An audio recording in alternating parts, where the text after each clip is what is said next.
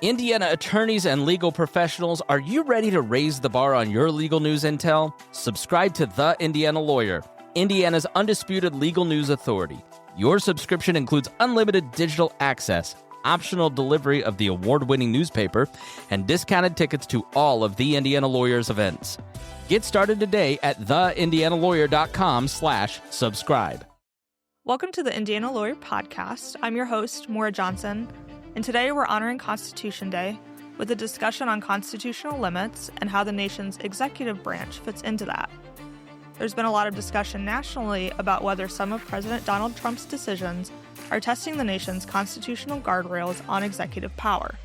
Today we'll examine some of the president's actions under those parameters with attorneys Sheila Suess Kennedy and Jim Bopp. But before we get into the episode, let's hear a word from our sponsor, Taft. Taft, today's modern law firm. At Taft, we cultivate a highly respectful, transparent workplace that fosters creativity, teamwork, inclusion, and diversity. We couple our culture with a client-first approach, rewarding lawyers who understand their clients' goals and work to deliver success. Taft, the modern law firm. To learn more, visit taftlaw.com. First question to pose to both of you is, to what extent has President Trump's use of executive orders expanded presidential authority beyond historical norms? Ms. Kennedy, I'll start with you.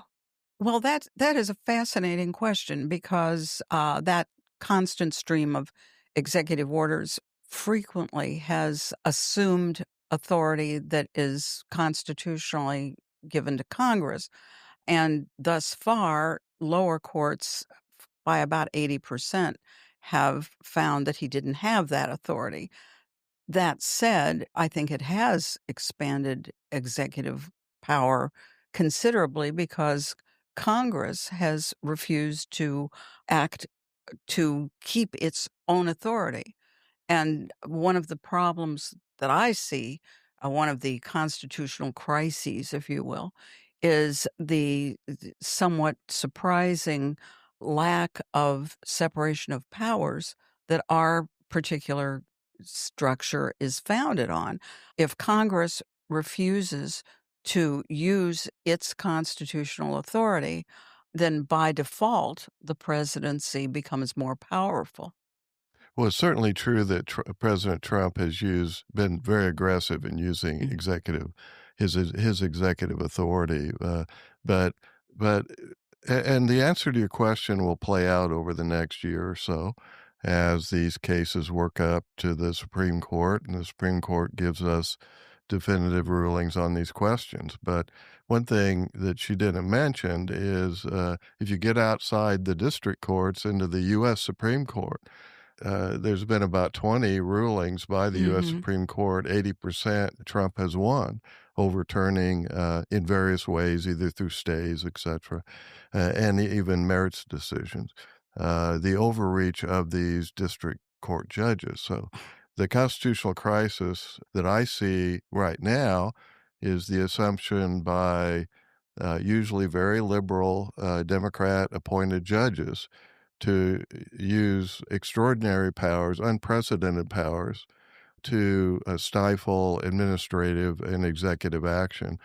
There's 604 district court judges. They initially assumed that they could issue nationwide injunctions that an action of the President of the United States elected by an overwhelming majority of the people and the Electoral College, that each one of them could exercise what amounts to executive authority and stop executive action throughout the country involving every person. And so now the liberal view of judging is what's called the living constitution, which is taught in law schools throughout the country. And that allows judges to use their policy preference in their judging. It's been justified by them. And that is so inherently anti-democratic. It's really stunning. And I think that's likely to be, once the dust settles here, that's the real problem that we faced. May I? A couple of things that you've said are simply inaccurate. First of all, the lower court justices have been those appointed by both Republican and Democratic and even Trump's own appointees. And the Supreme Court has been operating, which is very different than the Supreme Court ever did, through its shadow docket and failing to give the lower courts an explanation when they do overturn those lower court decisions. And in fact, many of the lower court judges, and that includes many very conservative judges, including, for example, Judge Ludig, have been very critical of this particular Supreme Court, which has been labeled a rogue court. So I think that the landscape is considerably different than the landscape you have just described. And it's great that you invited us both here, because we do disagree on a number of things and look at things in a different perspective. So now, in order to justify the Supreme Court overturning district court judges through perfectly legitimate processes such as stays. I've gotten a stay in the United States Supreme Court of a lower court decision. So that's not like something out of bounds or something. It's a part of the system. So now we're going to condemn the whole United States Supreme Court as being illegitimate because they're not ruling in liberals' favor. Well, I'm sorry. That's not the standard. That is a very inaccurate description of the criticism. And people can judge for themselves. Yes, they can, and they are. That's my point of view. Now I kind of want to just go through a few examples of recent decisions by the president and kind of talk through your thoughts on whether these are appropriate executive decisions under the Constitution. To start off, was his effort to redirect appropriated funds a challenge to Congress's constitutional power of the purse? In my view, very much a challenge to that. The Constitution gives the Congress the authority to make financial decisions. Now, one of the problems that I see right now is the lack of spine in so many of our congressional people. They're just not asserting the powers that have been granted to them under the Constitution. And that is their problem, not that of the president is pushing, and they're not pushing back. But I think the Constitution clearly gives the power of the purse to Congress, and the founders clearly believed that the legislature would be the first among equals, the strongest branch, and thus far, that strength has not been exercised. I think it's too bad when people attack, members of Congress or other people personally, saying they don't have a spine when they have an honest disagreement. They have an honest disagreement on whether or not the president is properly exercising his authority, and we have a divided Congress on that question. And when it takes 60 votes to go through the Senate, there's no 60 votes for any moderately conservative proposition, much less some of the strongly conservative positions the president has taken. So it's not that these people are chicken or they're cowards, like you're suggesting, but they just simply disagree with you on the policy position, and therefore are not trying to rein back Trump in areas which they agree. We will continue to disagree. How should courts weigh Trump's challenges to state election administration under the Constitution? And Mr. Bopp, I'll go to you first this time. Well, that's another interesting question. And there's no question that the time, place, and manner of elections under the Constitution is reserved to the states. However, with respect to federal elections, and therefore any election in which there are federal officers to be elected, you also have heightened federal power to regulate the election. And now it seems that both sides, and I'm not sure about this on either side, both sides have sought to exert considerable authority with respect to elections. There was a H.R. 1 that the Democrats supported and pushed very hard when they had control of Congress, weren't able to pass it, that would basically have federalized every aspect of every election in the United States. That never got passed, and now we see the president exercising more modest effort to regulate state and federal elections that are generally conducted by the states. I my I am not sure that I want the federal government by either the president or by Congress doing that. I think it's a very important safeguard to our democracy that the federal government does not exercise authority over state elections. In both respects, I'm both the Democrat effort and the Trump's effort, I really question. Well, outside from the mischaracterization of that Democratic bill, I tend to agree with you. I think that the Constitution does give the states authority to conduct the time, place, and manner of elections, and that should remain. And I simply look at the president's effort in that particular regard as an effort to avoid, well, let's just say that the man who sees all elections that go against him as rigged is perhaps attempting to rig his own. But whatever our basic positions on that might be, I think we follow the Constitution and we leave the time, place, and manner of of elections to the states. One of the common threads, I've been involved in political law since 1975, and one of the common threads you see is politicians have never lost a fair election. They're always saying, it was rigged or this was done or that was done, and that's the reason I lost, rather than, looking in the mirror maybe for your own faults or whatever the case may be, or the electorate just isn't favorable to you, whatever the case may be. So it's kind of a common thing. Stacey Abrams, was invited to a meeting of the Democrat governors after she'd lost governorship of Georgia, and because she claimed she didn't really lose it. So this is kind of a bipartisan thing. But I also am really reluctant to cast aspersions on people about trying to rig future elections. And I think what is most useful is to evaluate things on their merits. In other words, do we have a policy agreement or disagreement about certain things?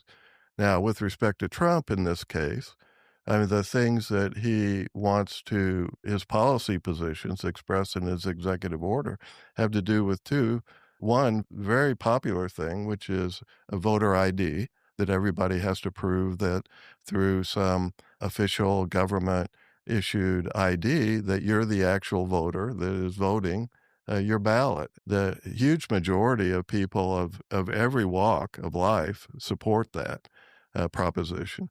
And we have it here in Indiana. Many states have adopted it. And the other was his policy, which would be to minimize mail-in balloting. And of course, that everyone knows, and there was actually a bipartisan consensus on this up until 2020, which was that the safest and most secure method of voting is at the polling place. I mean, when you take your ballot and hand it to the person to put in the box, 100% of the time it'll go into the box. Okay, but how many times, if you mail it in, okay, will it go into the box? Well, we know that it's less for sure. All right, and when you have ballots just floating around in mailboxes that anybody could pick up in the household or readily steal, as opposed to having them secured in a polling place, then they become more available for people to do something nefarious.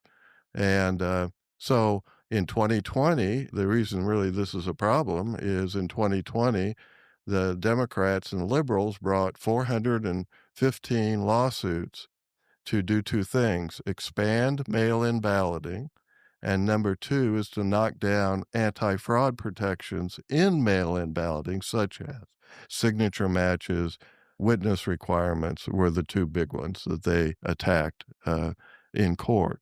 And so, that was a big push toward a less secure method of voting. And Trump, I think, justifiably on the policy grounds, not exercising the power, as I've already explained. But on a policy grounds, he's right, is that the more we go back to in-person voting, the more secure our elections will be. Well, I'll tell the people in those nursing homes not to do that. Well, that's There are legal. And there are 3 states that vote entirely by mail, and there have been no security problems with that. That is a policy issue, and I do tend to think that you live in a different world than I do.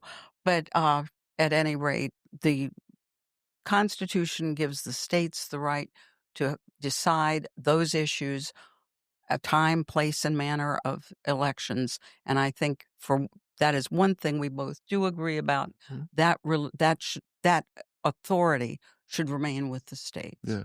Well, in 2005, there was a commission appointed, self-appointed, a Republican, former Secretary of State Jim Baker, and the former President of the United States, President Carter, who chaired that commission. And they issued a report, and they said exactly what I just said. Then this commission was made up of Republicans and Democrats. And they explained in their section on absentee voting and mail-in balloting what I just said.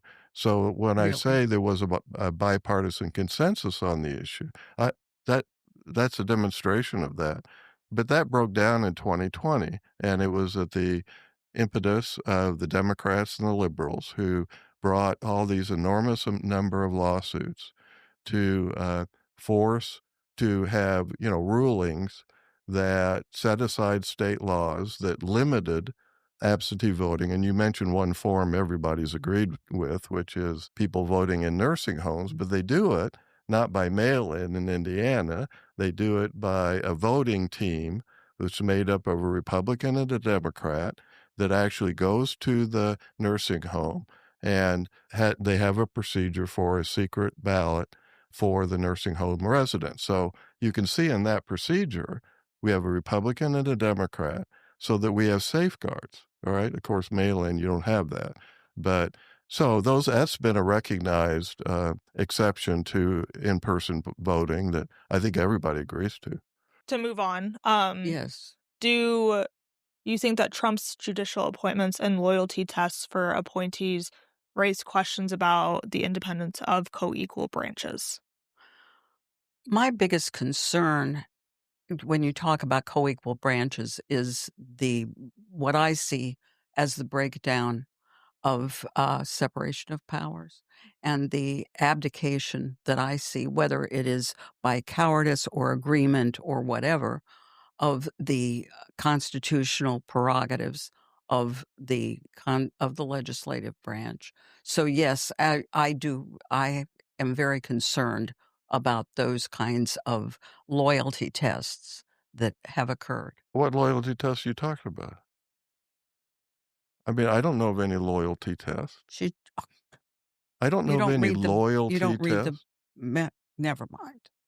I do know that the Democrat presidents, when they vetted Supreme Court nominees, they've asked their position on Roe v. Wade and whether or not they would vote to keep Roe v. Wade. I know of those kinds of tests, but I don't know of any loyalty tests by Trump. What would that possibly be? And what is the evidence of it? I know of no evidence of that. Now, they certainly ask them about their general judicial philosophy, and that's not a loyalty test. That's finding out I whether or believe that the not question was not about Supreme Court justices. It was about every all- other justice, every no, other judge. not judges. The people that have been hired by the administration to be in the administration it wasn't reflecting judicial appointments. I thought that was what your question No. about was his judicial appointments and the loyalty test. And loyalty tests, yeah. But I mean, Okay. if you But don't you have ask an it in the example to say- context of judicial appointments, and that's what I answered. Oh, okay. I don't know of any such loyalty test. Now, for people that work in the administration, absolutely you ought to have a loyalty test. The personnel is policy, and everyone knows. This is the first time I have enthusiastically agreed with you. Yeah, right. There we go. And- See, it's and if- amazing and- as and- we talk about things we can have agreement. Yeah. And And if I you look enjoy at that. the cabinet of this administration, I think that is absolutely the people who are in charge reflect the policy of this administration, and we may differ very strongly on how we assess that the Mhm. competence of this administration. Right. And by the way, behind this, what we're just talking about it is a legal issue, which is that is still unsettled, and that is what's called the unified executive, because under the Constitution, the president is the executive branch. Okay. And so the issue is, can Congress set up entities within the executive branch that are not responsible to the president? And, that is being played out in some issues regarding board appointments, okay, where Trump, Mhm. somebody's been appointed by a previous president with a term, that is still unexpired, and whether he can remove that person. All right. And the argument that the Trump lawyers are making is we have a unified executive. It's one person, the president of the United States, and everybody that works for him within the executive has to be responsible to him. All right. Now, again, that I guess they say that's unsettled, but there are, from the Trump side, some hopeful signs because they have approved or lifted stays or whatever the case may be, firings of several board officials that would, otherwise still be in office. So we'll see how that works out. What other expansions of the president's power have you seen as either appropriate or inappropriate under the Constitution? I to go through a list, and again, I don't think any of those expansions that have been attempted are settled at this point. Uh, it remains to be seen how far this court will allow the presidency to expand and become a very authoritarian. Trump is obviously, through these various executive orders, pushing the boundaries of what we have previously thought of as presidential authority and power. And whether those expansions will persist, what ultimately the court system will allow, I think is all up for grabs right now. Yeah, and I agree also very strongly in the separation of powers that's an important protection of our liberty by requiring, within their appropriate spheres, providing authority within their appropriate spheres to affect policy. I think that's really important.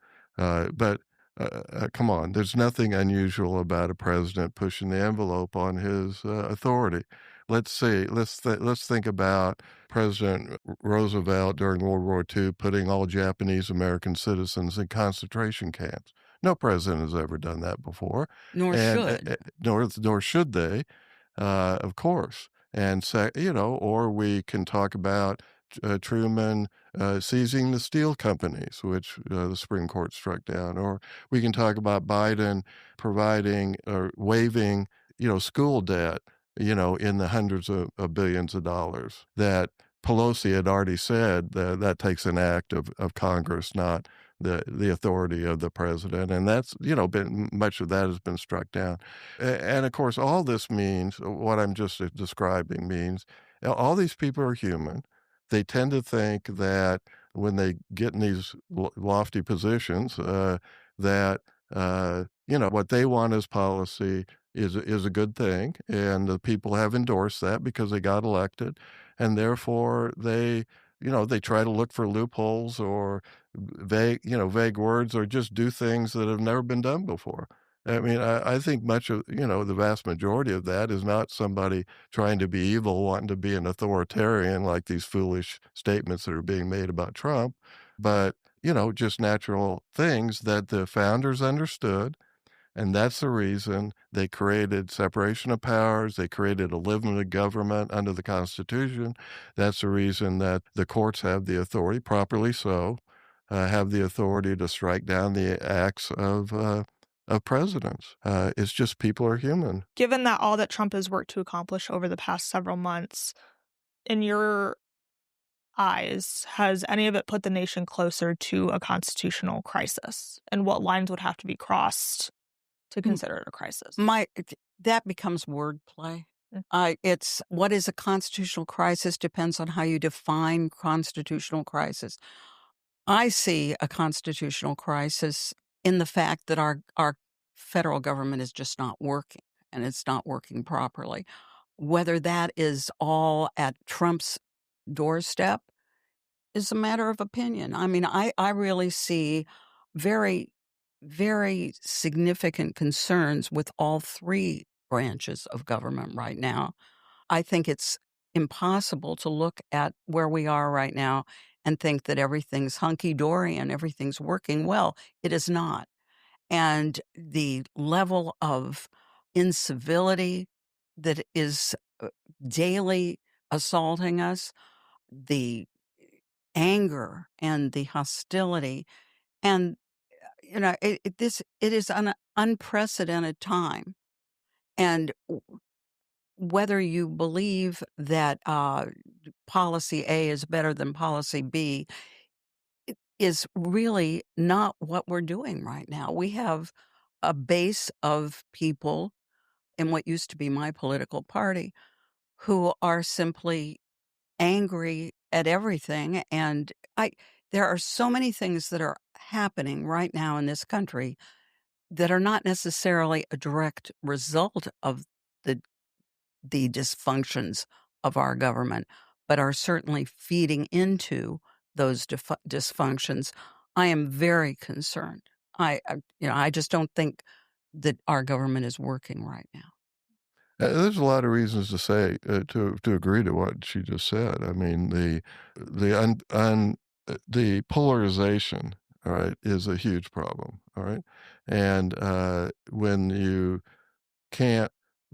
don't have common ground, which traditionally and historically we have had a lot of common ground, sometimes not, like leading up to the Civil War, of course. I mean, there's certainly been those times too, but where we've had both common ground and we've had the willingness of people to work across the aisle on things that they agree with, the common ground being what they agree with, of course.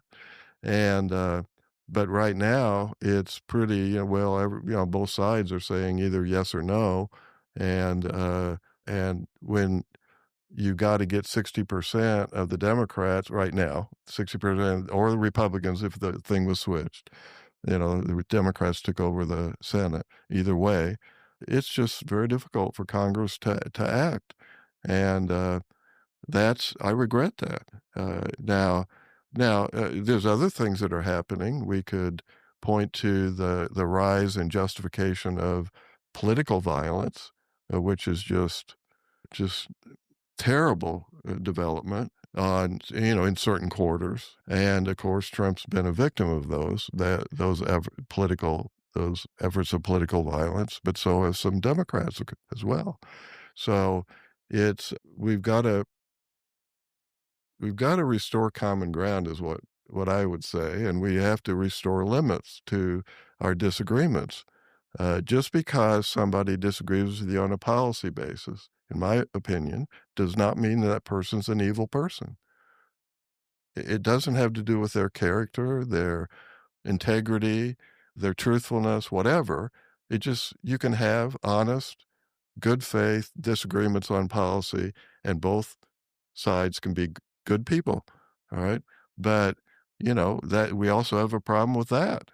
Is just, well, the only reason somebody disagrees with me is because they're an evil person, so I'm going to treat them that way or call them that. That's a problem. That makes civil discourse really difficult. If you've got to keep fending off, false claims of you're a racist, you're a fascist, you're a authoritarian, and that all has to do with, your motive, your character and all that. And, I mean, people that would truly be racist and fascists or authoritarians, I don't want anything to do with those people, okay? And I understand why you wouldn't want. Nobody would want, surely, would want anything to do with those people. But to call people that because you disagree with them on policy questions is just taking it to another level that really poisons the political system. And that's another problem. So, yes, there are significant problems. But have presidents push the envelope on their authority? As far as I know, from the beginning of time, and meaning when the first ruler of some nation or tribe or clan or whatever arose, yeah, they pushed their authority.